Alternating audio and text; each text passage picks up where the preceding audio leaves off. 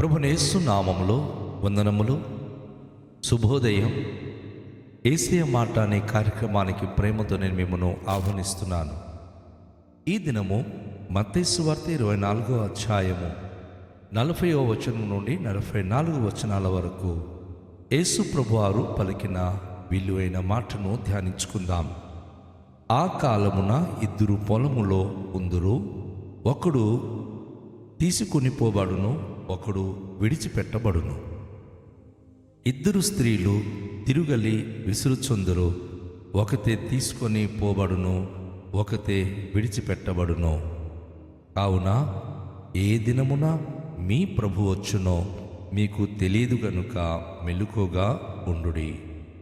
ఏ జామున దొంగ వచ్చునో ఇంటి యజమానునికి తెలిసి ఉండినెడల అతడు మెలకుగా ఉండి తన ఇంటికి కన్నము వెయ్యనీయడని మీరెరుగుదురు. మీరు అనుకొనని గడియలో మనుష్య కుమారుడు వచ్చును గనుకనే మీరును సిద్ధముగా ఉండుడి. ప్రభునందు ప్రియమైన వాళ్ళారా, ఇది మానవ జాతికి మేలుకొల్పేటటువంటి అద్భుతమైన మాటను ప్రభువైన యేసుక్రీస్తు వారు తెలియచేశారు. చాలామంది ఈరోజు చాలా నిర్లక్ష్యముగా తమ జీవితాలు గడుపుకుంటున్నారు. వారు చేస్తున్న పనులలో వారు నిరంతరము కృషి చేస్తూ ఆ పని పాటలలో ఎంతగానో వారు పగలు రాత్రి విరమము లేకుండా చేస్తూ పోతున్నారు. దైవ చింతన గురించి వారికి సమయము దొరుకుటలేదు.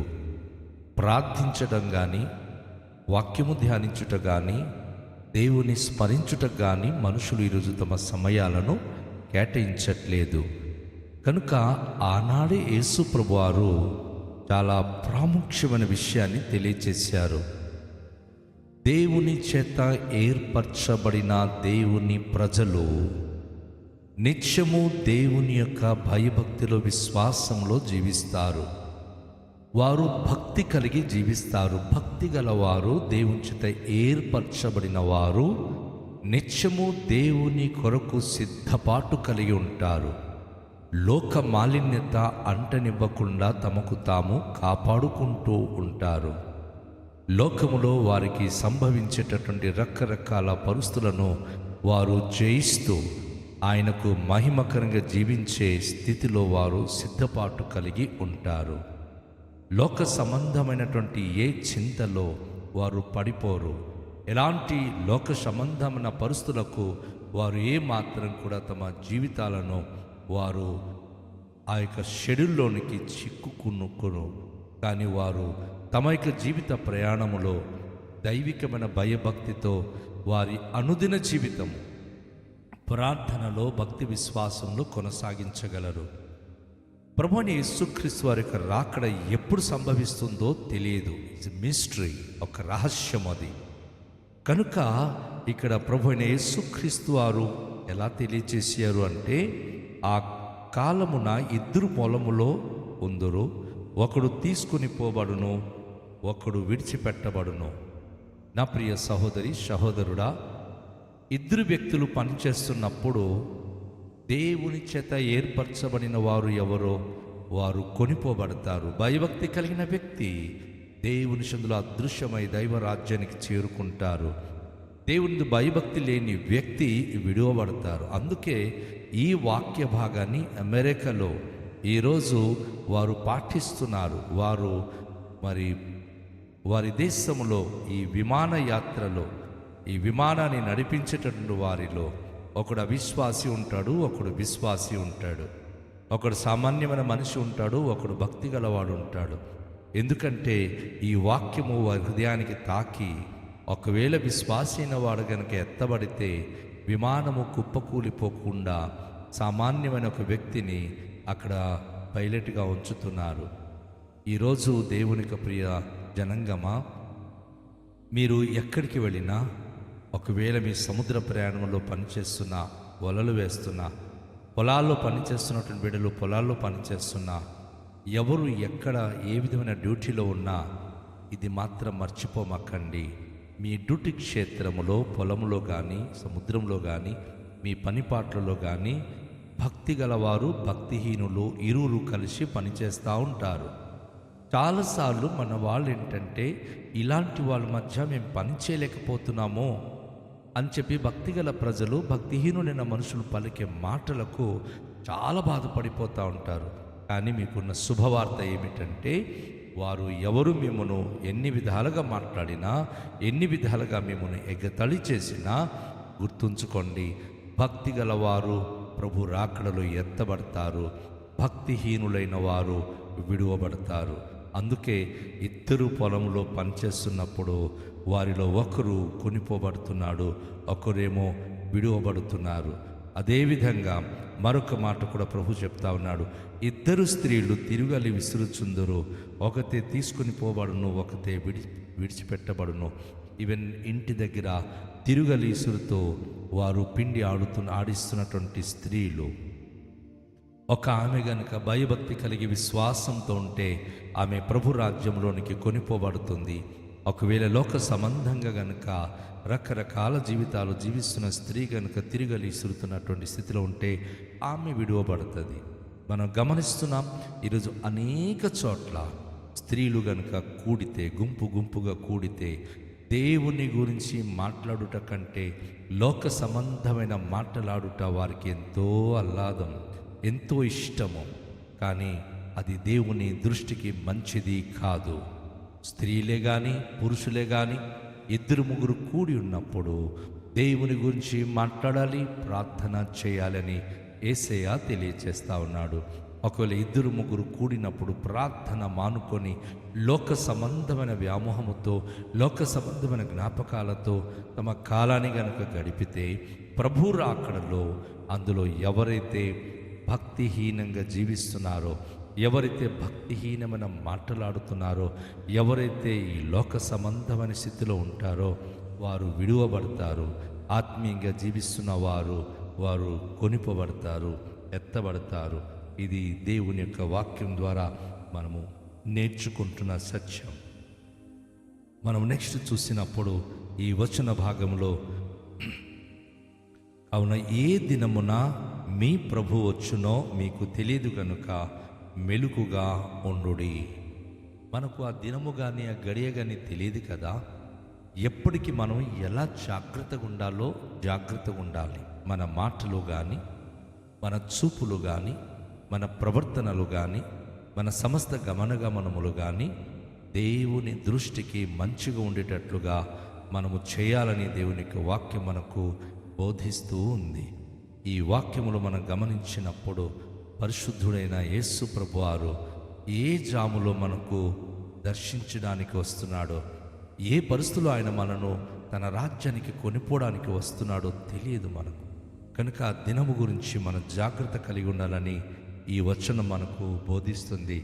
తర్వాత మనం చూసినప్పుడు మరి ప్రభువైన యేసుక్రీస్తు వారు ఒక చక్కటి ఉదాహరణను తెలియజేశారు.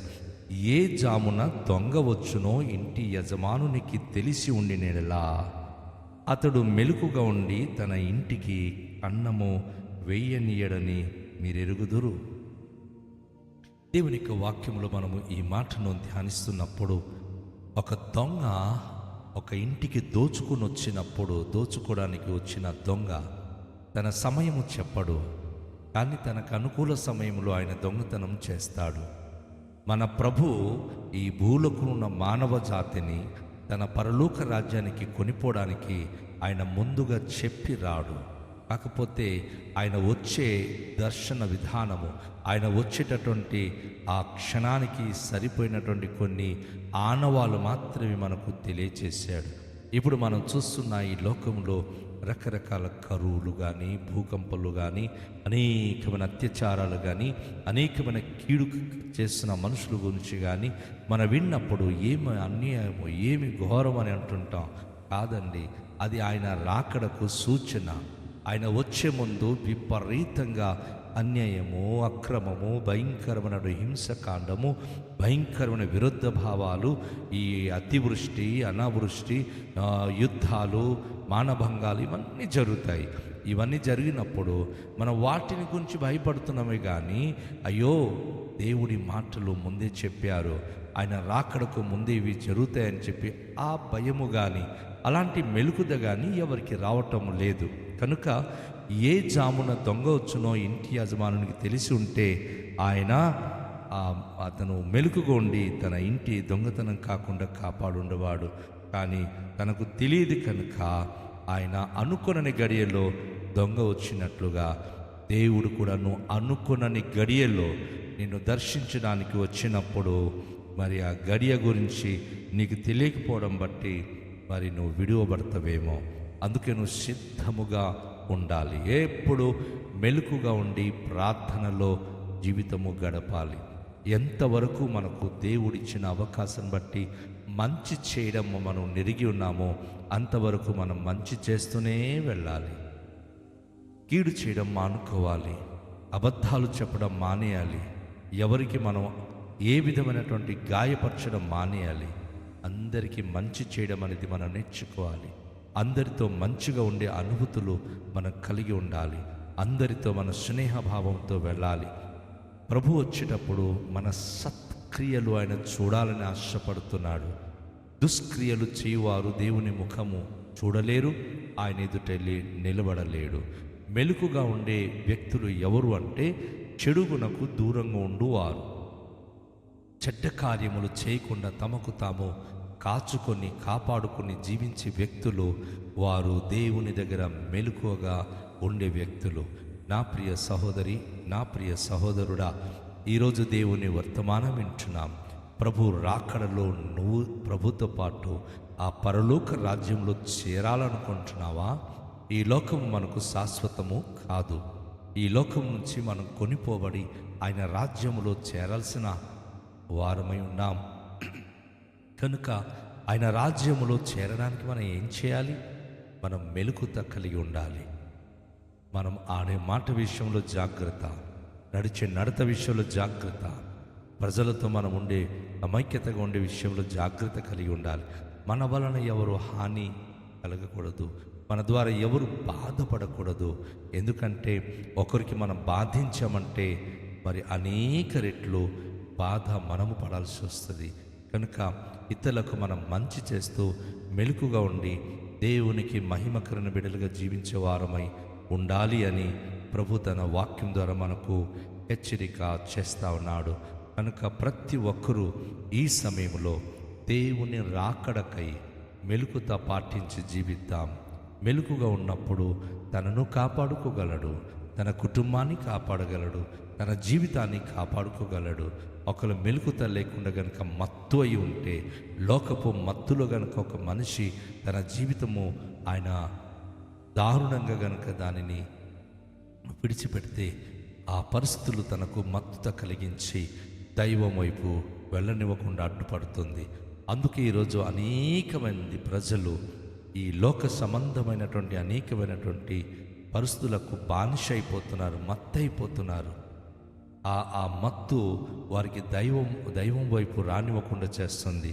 కనుక ప్రభు అంటున్నాడు, మీరు మెలకుగా ఉండండి, మీరు సిద్ధముగా ఉండండి. దేవుని యొక్క వాక్యమును బట్టి జీవిస్తున్నారా లేదా జాగ్రత్తగా అది తెలుసుకొని జీవించాలని ప్రభు చెప్తా ఉన్నాడు. కనుక రండి, అందరూ తలలుంచుకొని దేవునికి మనం ప్రార్థన చేద్దాం. ప్రభువా, ఈ లోక సంబంధంగా మేము ఏ విషయంలో పడిపోకుండా పతనమైపోకుండా పరిశుద్ధత కలిగి జీవించే భాగ్యవంతులుగా మాకు దయచేయని దేవునికి మనము అడుగుదాం. ఆయనలో ప్రార్థన చేద్దాం. మికిలి దయగల పరలోకపు తండ్రి, మీ పరిశుద్ధ నామమునకు వేలాది వందనాలు, స్తోత్రాలు. మీకే మహిమ ఘనత ప్రభావములు చెల్లించుకొనుచున్నాం. ధన్యన దేవా, ఈ ప్రశస్తమైన సమయంలో రండి, మీ యొక్క కృప, మీ కరుణ, మీ కటాక్షము దయచేయండి. ప్రభా, మెలకుత కలిగి ఉండే భాగ్యమునివ్వండి. ప్రభా, నిర్లక్ష్య స్వభావము కానీ, ప్రభా మత్తుగా ఉండడం కానీ ప్రభా మాన్పించి, మీ యొక్క వాక్యమును బట్టి మేము నిత్యము మెలకుత కలిగి సిద్ధపాటులో మీ రాకడకి స్వాగతిస్తూ జీవించే భాగ్యమునివ్వండి. ప్రతి ప్రియ కుటుంబానికి ఆత్మీయంగా బలపరిచి వాక్యానుసరమైన జీవితము దయచేసి నడిపించమని యేసు నామములో ప్రార్థిస్తూ వేడుకొనుచున్నాము పరమ తండ్రి. ఆమేన్. అందరికీ షాలోం. ప్రభువు మిమ్మును దీవించును గాక.